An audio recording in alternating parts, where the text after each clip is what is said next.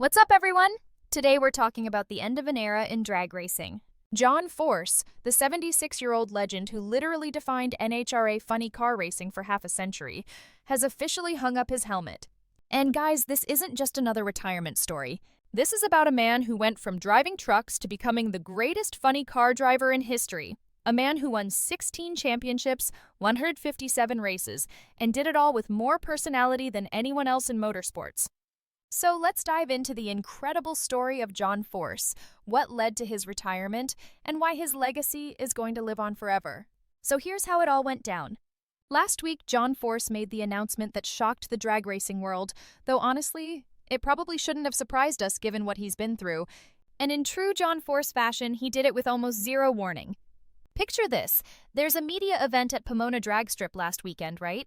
It's supposed to be about promoting the races, talking about his daughter Brittany's upcoming break from racing to start a family, and discussing driver Justin Proc's championship run. But John Force being John Force, he flipped the script completely. His family knew about the retirement decision, they'd talked about it privately. But the teams? They found out literally 5 minutes before Force walked on stage to announce it publicly. His daughter Brittany told reporters that their team was in a bit of a panic because nobody was prepared.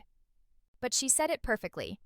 That's John Force. That's how he does things. No plan, just throws it all out there. And that right there? That's been his style for over 50 years in this sport. Unpredictable, spontaneous, and always genuine. Now, let's talk about what really led to this retirement, because it's not your typical, I'm getting older and it's time to step away situation. In June 2024, at the Virginia Nationals in Richmond, John Force had a crash that could have killed him. We're talking 300 miles per hour, complete loss of control, and a traumatic brain injury that had doctors seriously worried. Force spent 15 days in intensive care at VCU Medical Center before being transferred to a neurological rehab center. He was dealing with cognitive issues, behavioral symptoms from the TBI, periods of confusion. The man who had always said, "Until this race car kills me, they're gonna have to drag me out of the seat," was literally dragged out of the seat at Richmond. In his retirement video, he acknowledged this harsh reality. "They thought it killed me then, so I'm lucky that I'm back walking." For over a year, Force has been under doctor's care, slowly recovering.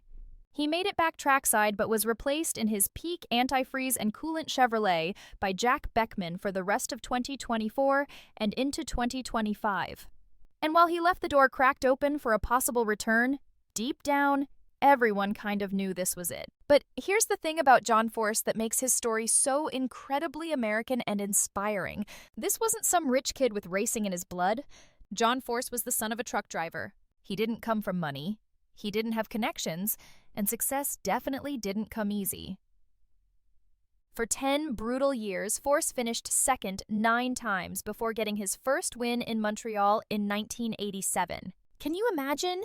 9 runner-up finishes, constantly coming so close but not getting that first victory. Most people would have quit. Most people would have said, "You know what? This isn't for me." But not John Force. 4-time Top Fuel champion Antron Brown said it best. When he first started racing, he didn't win a race for years and he never stopped. He kept going. And when Force finally teamed up with legendary crew chief Austin Coyle, everything changed. The wins started coming, then the championships, and before long, Force was absolutely dominant. Between 1993 and 2002, he won 10 consecutive championships. Think about that.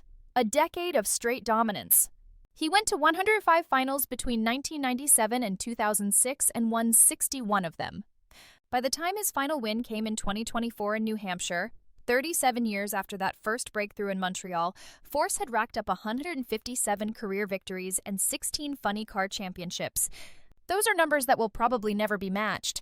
But here's what really set John Force apart from every other driver, and why he became such a massive star in drag racing. The man was an absolute showman. We're not just talking about someone who was good on camera. We're talking about someone who understood that connecting with fans was just as important as winning races. There's this legendary story from 1995 that perfectly captures who John Force is. At one point in his career, competitors were accusing him of having illegal traction control. So after winning an elimination round on national television, Force decided to address these accusations in the most John Force way possible. He unzipped his fire suit and dropped it to his feet, standing there in just a t-shirt and his underwear on live TV, showing everyone there were no illegal wires or controls on him as he walked off in his tighty-whities. Former teammate Tony Pedregan, who's now an NHRA analyst, said, "There's not a lot of guys that would do that. Those flamboyant instances were some of the things that made John so popular and so loved." And it wasn't just the crazy moments. Force would give kids the hat off his head. He'd spend hours talking to fans, making them feel like they were part of something special. Ron Capps, whose 76 funny car wins are second only to Force, talked about how Force made people feel like they could just hang out with him. He was just this old truck driver living the dream, and that's exactly how fans saw him. Now let's talk about Force the competitor, because this is where things get really wild. The man was absolutely fearless behind the wheel. There's a story from a race in 1992 where Force hit the wall, bounced off it a couple of times, and instead of backing off like any sane person would do, he got back on the throttle and kept going. He lost by less than a car length, but that's the mentality we're talking about. Tony Pedregan said it perfectly. Not many drivers, not anyone in their right mind are going to lose traction, hit a wall, and then get back on throttle. But that just goes to show you the level of intensity and the competitiveness of John. And what's crazy is this competitive fire never dimmed. Force kept racing into his 70s while also running his own team, John Force Racing. He was still out there trying to win championships when most people his age are fully retired and relaxing. His advice to younger drivers like Justin Prock, who's won back-to-back funny car titles? Stomp on the throttle and go, don't overthink it, keep the process simple. So what's John Force's legacy? Well, according to the people who raced with him and against him, it's massive. Tony Stewart, the three-time NASCAR Cup champion and team owner, called Force a one-of-a-kind personality, truly larger than life. But what really stands out is what Antron Brown said about Force always staying humble despite his dominance. He never forgot where he came from. He worked every race like it was his first race, and he was thankful for being there. He talked to every fan how he wanted people to treat and talk to him.